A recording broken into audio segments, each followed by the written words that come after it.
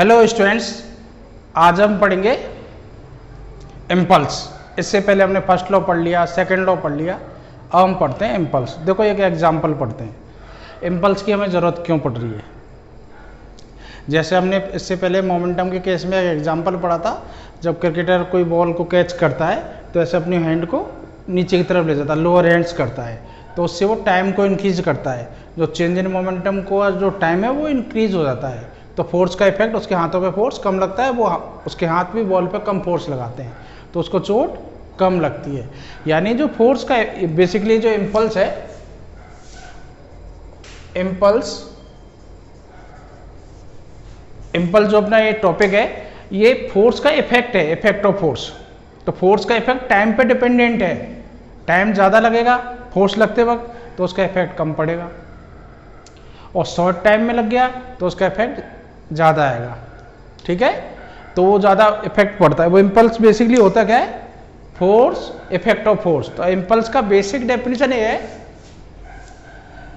Impulse से symbol इसका आई use कर रहा हूँ, तो होता है फोर्स इनटू टाइम। अब जितने टाइम ये अप्लाइड हुआ है फोर्स, तो आई इक्वल टू सिंपल फॉर्मूला ये बन गया एफ इंटू टी, ये इम्पल्स का। यानी फोर्स कितने टाइम तक लग रहा है वो अब ये उतना ही ज़्यादा इसका इफेक्ट है। ठीक है, तो इम्पल्स इसलिए हमें पढ़ना पड़ रहा है, जैसे ज़्यादा टाइम ये।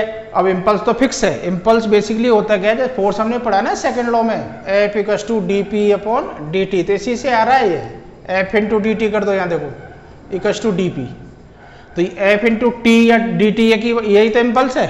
तो इम्पल्स तो आपका ये चेंज इन मोमेंटम के इक्वल है, ये तो फिक्स हो गया। जैसे बॉल, जो कोई क्रिकेटर बॉल को पकड़ता है तो हाथों को नीचे ले जाता है, तो उसका जो चेंज इन मोमेंटम हुआ, बॉल का सपोज मास है बी वेलोसिटी से मूव करती हुई आ रही है, जब वो रोकेगा तो फाइनल वेलोसिटी जीरो हो जाएगी और मोमेंटम उसका जीरो हो जाएगा, ये चेंज इन इम्पल्स हुआ है इसका।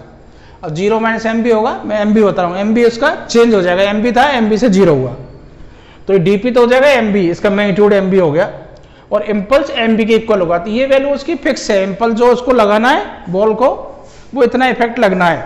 अब ये टाइम के ऊपर है, टाइम आप इंक्रीज कर देते हो तो हाथों पे लगने वाला फोर्स कम हो जाता है, तो ये इफेक्ट है इसमें इम्पल्स का, फोर्स इनटू टाइम।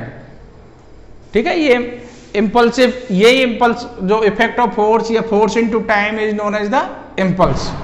अब इसकी एसआई यूनिट इम्पल्स की, एसआई यूनिट्स, एसआई यूनिट क्या है इसकी, एफ की न्यूटन और टाइम की सेकेंड। तो इसके फोर्स को परफेक्टली इफेक्ट जानने के लिए हम इम्पल्स को पढ़ते हैं। तो एसआई यूनिट इम्पल्स की न्यूटन सेकेंड, फोर्स की न्यूटन, टाइम की सेकेंड। अब इसमें एक डेफिनेशन आती है impulsive force, impulsive force. Impulsive force, देखो फोर्स और इम्पल्सिव फोर्स में थोड़ा डिफरेंस है। जैसे आप ये फोर्स अप्लाई कर रहे हो, ये इम्पल्सिव फोर्स नहीं है।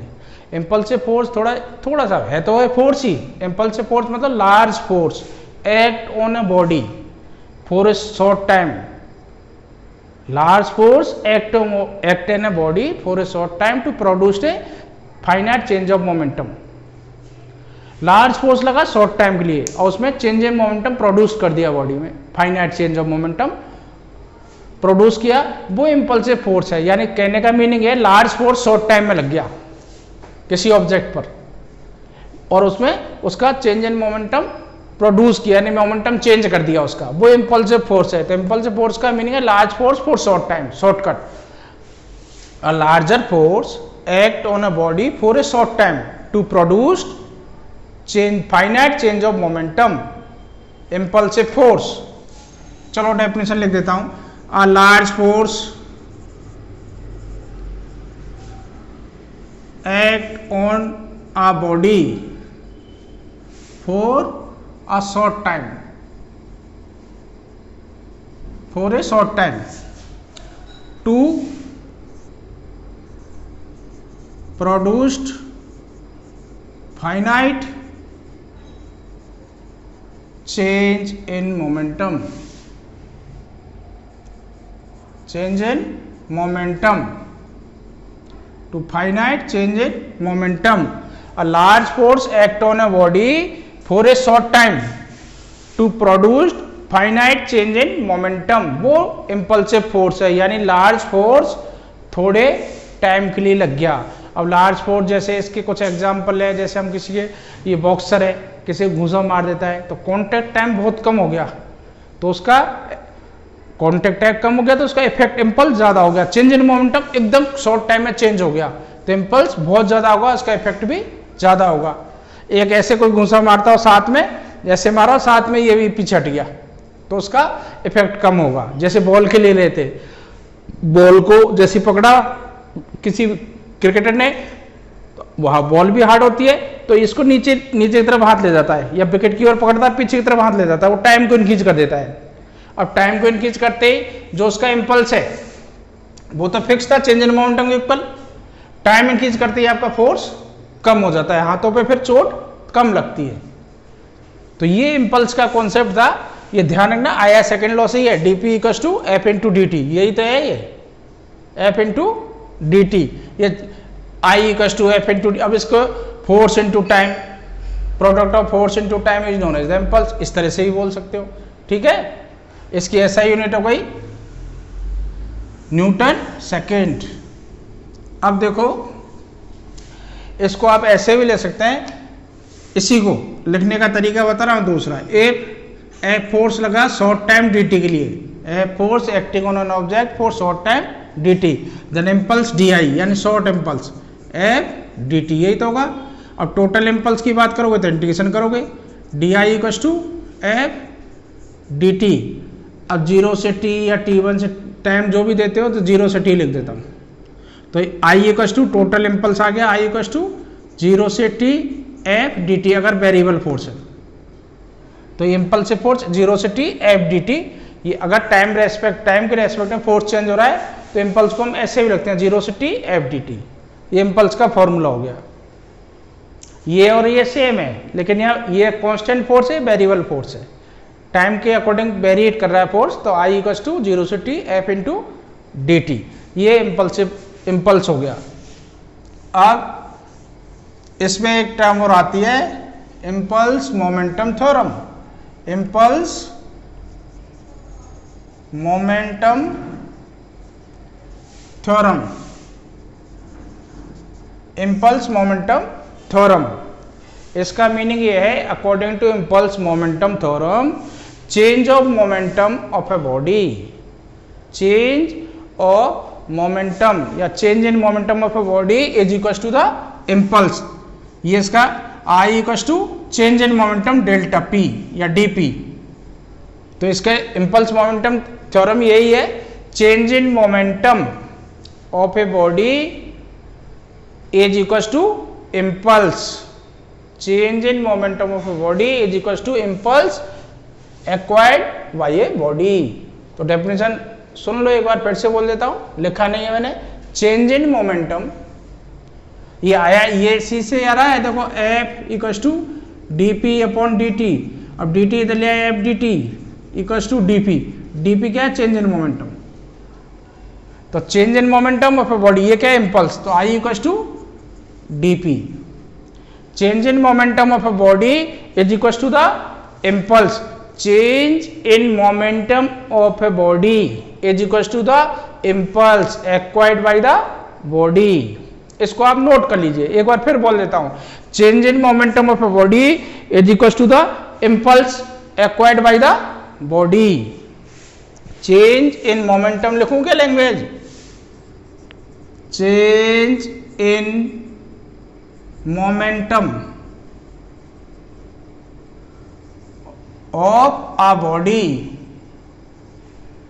is equal to the impulse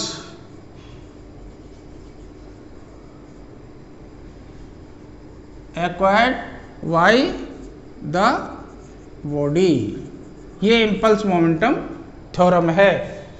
अब कभी कभी 11th में देते prove state and prove impulse momentum theorem, तो स्टेटमेंट तो ये हो गया, अब इसका प्रूफ इधर कर देता हूं, state and prove impulse momentum theorem. तो देखो सेकंड लॉ से F equals two by second law, ये प्रूव कर रहा हूं इसका, कि इम्पल्स मोमेंटम के इक्वल है, तो भाई second law of motion F equals to D P upon D T. तो dp क्रॉस मल्टीप्लाई कर दो, dp equals to F D T, integration कर लो, ये dp equals to F D T. अब इम्पल्स इनिशियल मोमेंटम और ये final momentum, ये चेंज इन मोमेंटम कहाँ से, इनिशियल से फाइनल। ये टाइम t1 t2 ले सकते हो, मैं 0 से t लिख रहा हूँ, ठीक है।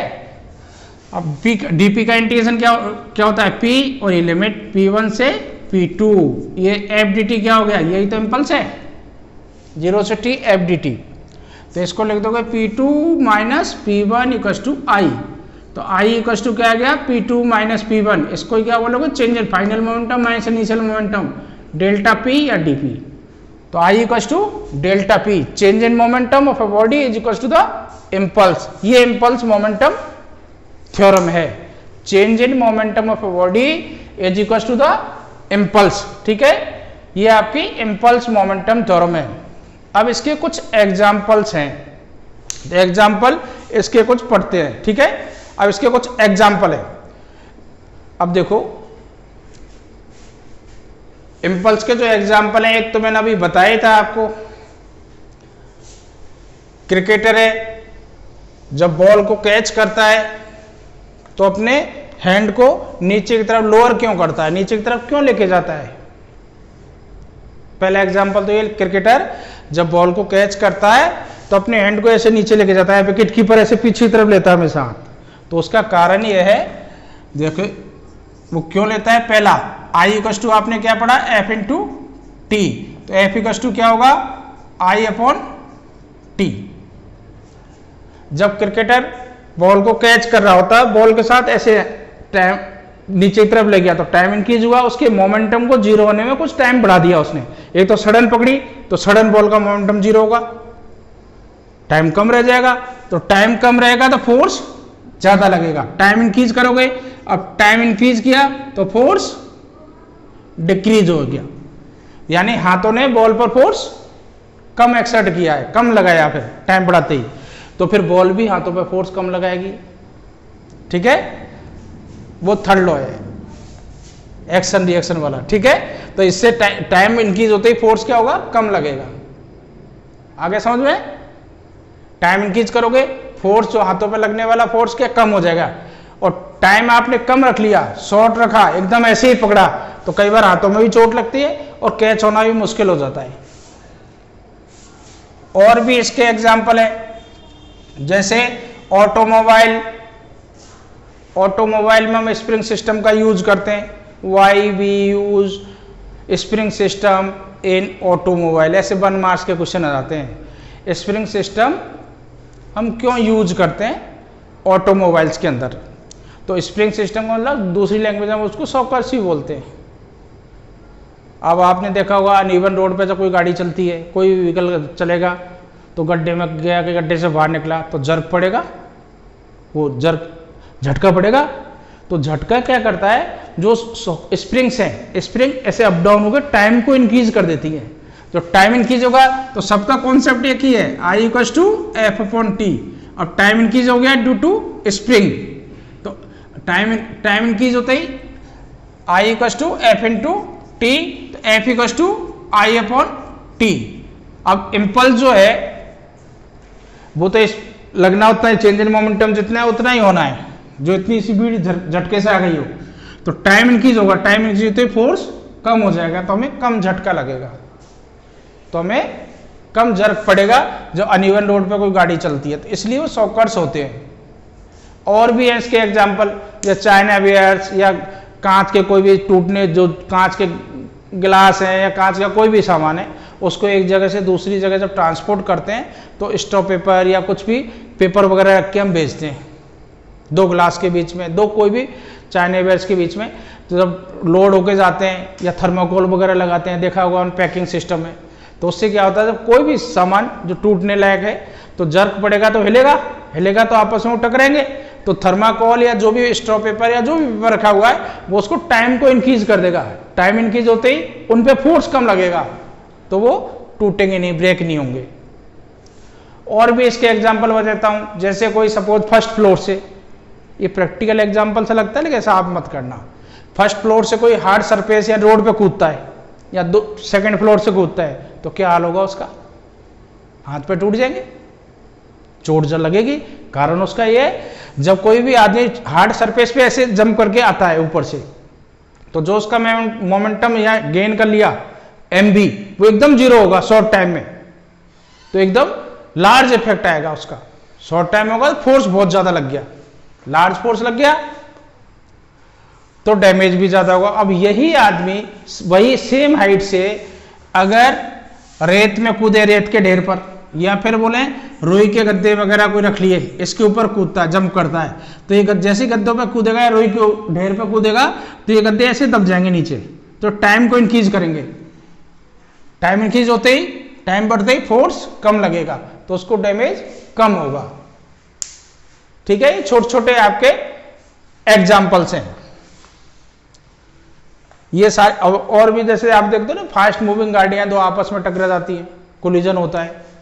अब मोस्टली उसमें जैसे टकराने के बाद शॉर्ट टाइम कोलिजन है, वो टाइम बहुत कम लगता है उसमें और एकदम मोमेंटम चेंज हो जाता है, तो उससे डैमेज भी ज़्यादा होता है।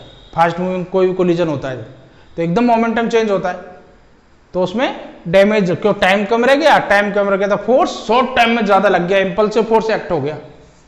तो ये इसके इम्पल्स के कुछ एग्जाम्पल्स थे।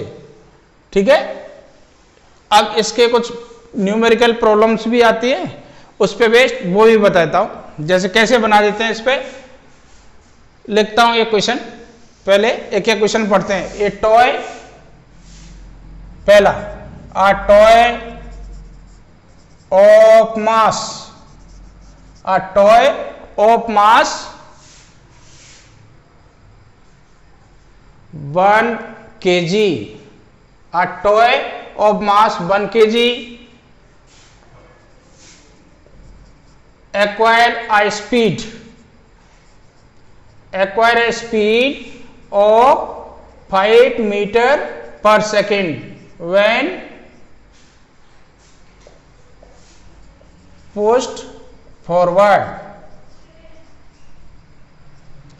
WARD लिखा है, when pushed forward। ठीक है, what is the impulse, what is the impulse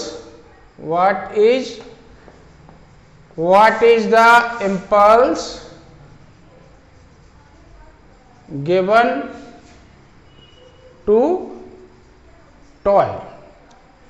कोई ऐसे सपोज कर लो, एक कुछ सिंपल सी कार, टॉय कार है, अब इसका मास है 1 kg और स्पीड कितनी है 5 मीटर पर सेकेंड। इसको ऐसे पुश कर दिया, ठीक है, इसको पुश किया तो इसकी स्पीड कितनी हो गई 5 मीटर पर सेकेंड।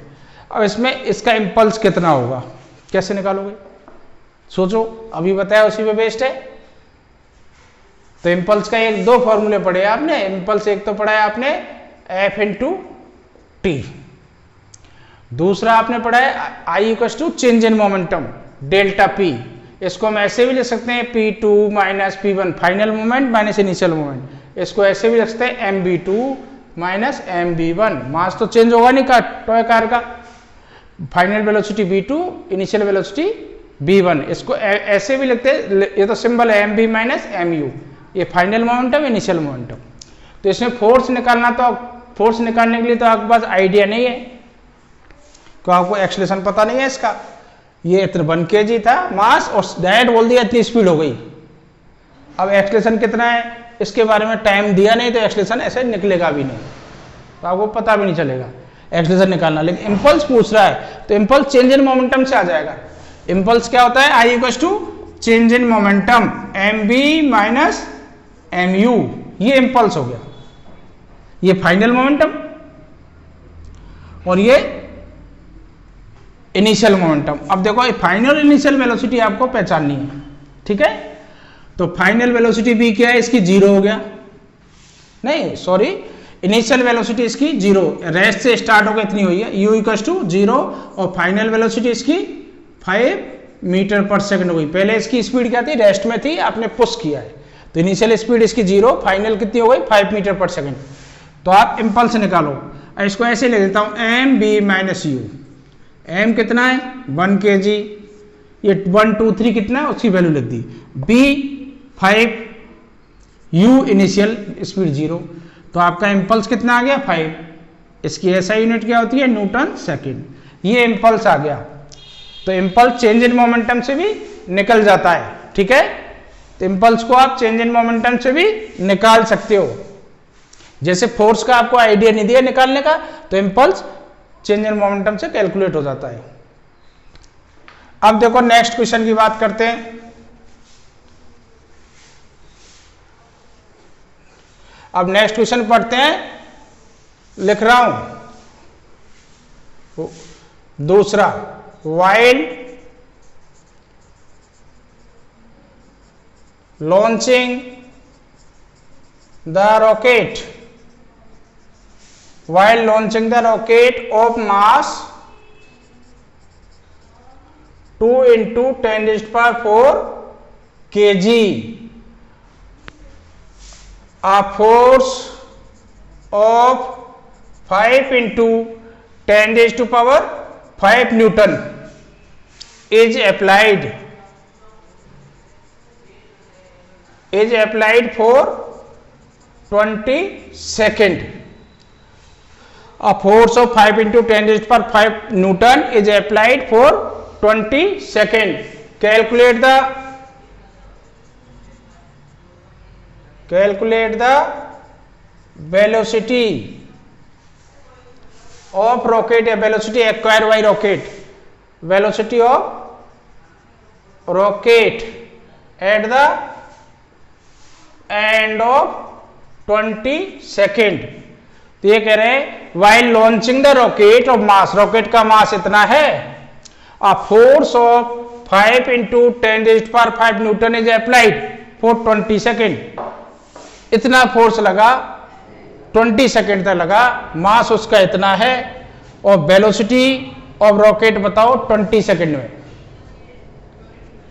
अब बताओ कैसे सॉल्व करोगे इसको। तो देखो हमने पढ़ा ना impulse equals to change in momentum, इसमें फोर्स भी है टाइम भी है। तो इम्पल्स को आप यही तरह रखोगे एफ इन टू टी, और इम्पल्स क्या होता है change in momentum. M rocket same है इसलिए M B minus U, mass तो वही रहेगा। ये चेंज इन मोमेंटम हो गया फाइनल माइनस इनिशियल। अब इसकी इनिशियल वेलोसिटी स्टार्ट किया रॉकेट को वो 0 है, इनिशियल वेलोसिटी क्या है 0। आपको यही तो निकलना है while launching the rocket of mass this, तो मास कितना दे दिया 2 into 10⁴ kg। अब force of this Newton, force इतना लगा कितने टाइम तक 20 सेकेंड, और 20 सेकेंड बाद उसकी स्पीड बताओ। तो इनिशियल स्पीड उसकी 0, तो आपको बी फाइंड करना है। सब कुछ गिवन है इसमें। देखो एफ कितना है 5 into 10⁵, बस आपको जज करना है फॉर्मूला कैसे यूज होगा, कौन सा यूज होगा। इनटू टाइम, टाइम कितना है 20, एम मास कितना है 2 into 10⁴, और बी आपको फाइंड करना है यू 0 है। तो ये तो 0 हो गया, बी निकालो इसको नीचे लाके। तो ये लिख दू ऐसे 25 × 100, चलो ऐसे ही लिख देता हूँ 100 ने 10⁻⁴ में भी लिख सकते थे अपॉन ये तो ये हो गया 100 10⁻⁴ एज इट इज, ये नीचे आ गया 2 into 10⁻⁴ इक्वल्स टू बी। अब देखो 250 जा, ये तो कट गया 50 टाइम्स, 250 जा, ये 50 टाइम्स कट गया है, 10⁻⁴ ऊपर गया तो ये बचा सिर्फ 10, ये बी। तो बी कितना हो गया B equals to 500, B equals to 500 meter पर सेकेंड। सारी ऐसा यूनिट में थी, वो केजी में, ये न्यूटन में, वो सेकेंड। तो बी 500 मीटर पर सेकेंड। आफ्टर 20 सेकेंड रॉकेट की स्पीड हो जाएगी 500 मीटर पर सेकेंड। ठीक है, अब नेक्स्ट क्वेश्चन पढ़ रहे हैं। देखो ग्राफ देता है force time graph for a baseball या ball. Force time graph for a ball struck by bat, किसी बॉल को बैट से मार दिया ऐसे, उसका फोर्स टाइम ग्राफ दे रखा है, ठीक है। देन डिटरमाइन पहला इंपल्स को डिटरमाइन करो, इंपल्स डिटरमाइन करो। दूसरा फोर्स एक्सर्टेड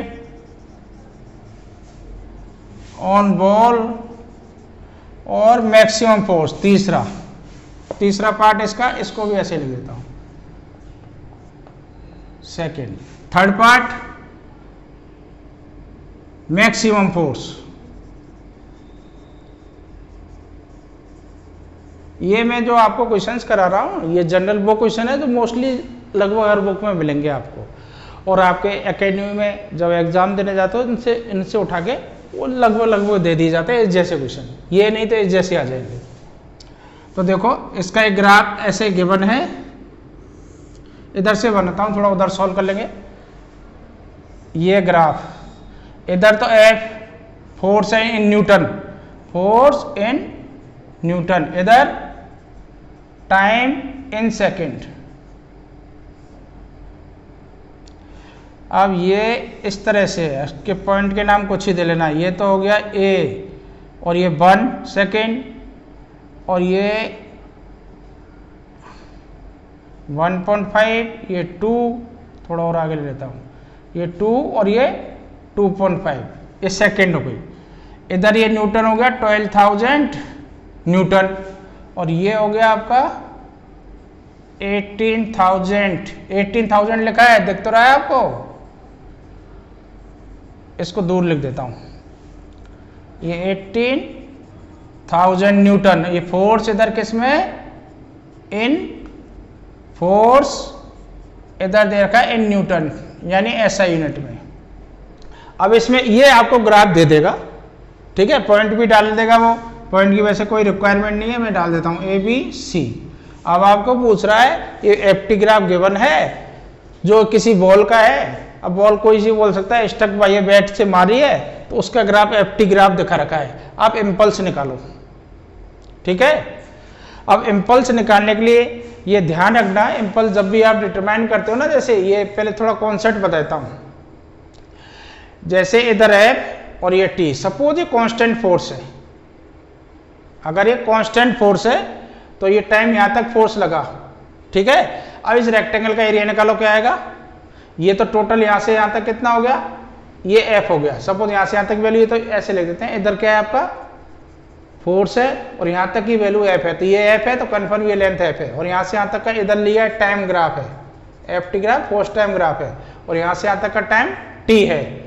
अब इसका एरिया क्या होगा, एरिया ऑफ रेक्टेंगल क्या आएगा, लेंथ इंटू विड्थ, तो F इंटू T। अब F इंटू T क्या होता है, इम्पल्स, F इंटू T क्या होता है, इम्पल्स।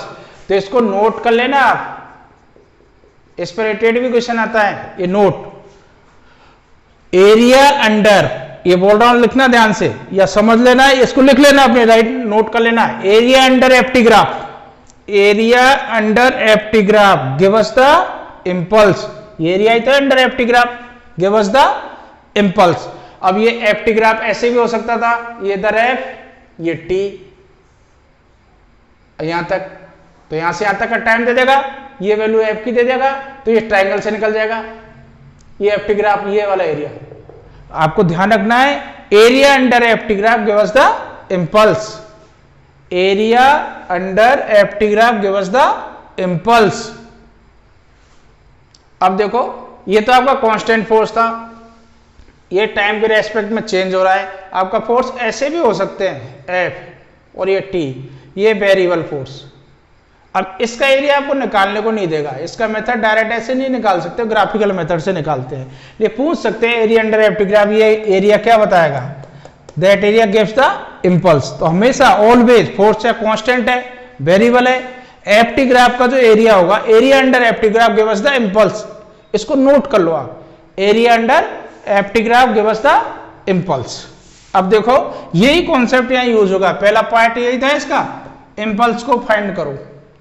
तो एरिया क्या है, यहां से लेके यहां तक मूवमेंट है, तो एरिया क्या हुआ, एरिया अंडर एरिया या इम्पल्स इक्वल टू, ऐसे लिख दो, इम्पल्स को मैं आई लिख रहा हूं, impulse equal to area under F T graph.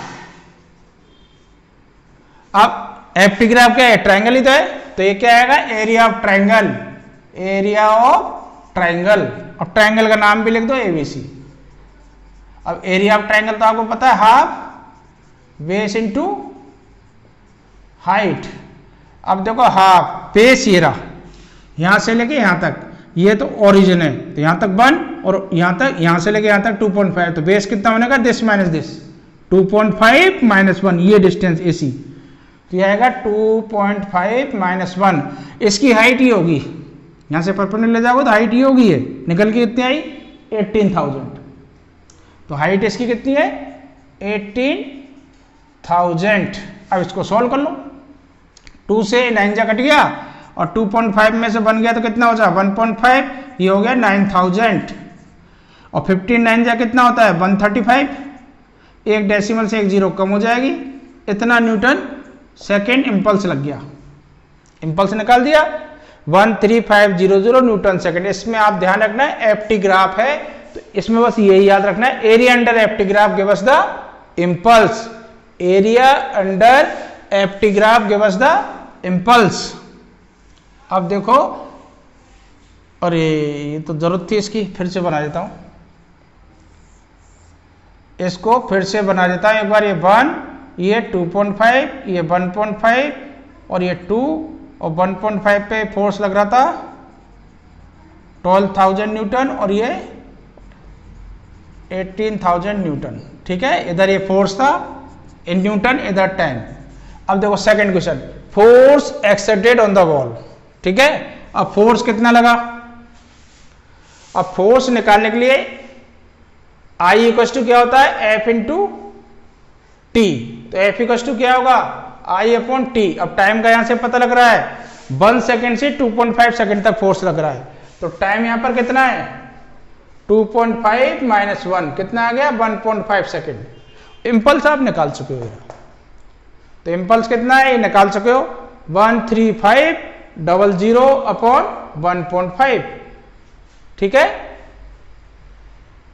तो ये 1.5 से एक जीरो और पहुंच जाएगी, 15 9 जा कितना होता है 135, तो ये 9,000 न्यूटन ये फोर्स लगा। एक इसमें क्वेश्चन पूछा है मैक्सिमम फोर्स बताओ, तो ग्राफ से ऐसे ही आपको दिखाई दे रहा है मैक्सिमम फोर्स कितना है 18,000, मैक्सिमम फोर्स कितना है 18,000। तो थर्ड का आंसर तो आप डायरेक्ट, ये तो सेकंड का था, थर्ड का आंसर आप डायरेक्ट दे सकते हो, वो कितना है 18,000 न्यूटन। तो मैक्सिमम फोर्स कितना लगा बॉल के ऊपर 18,000 है। ठीक है, तो ये छोटे छोटे क्वेश्चन इस पे इंपल्स पे आते हैं। आपको बस 2-3 फॉर्मूले, 2 ही फॉर्मूले हैं, I equal to change in momentum और I equal to F into T, यानी ये F into T that is I और I also equals to delta P. एक ये आएगा area under F T graph give us the impulse, अगर graph दे दे जैसे ये क्वेश्चन था। इस तरह के छोटे छोटे क्वेश्चन आपके एग्जाम में आते हैं। ठीक है, इसके बाद थर्ड लॉ ऑफ मोशन एक लॉ और बचा है, उसको हम पढ़ेंगे वो नेक्स्ट क्लास में।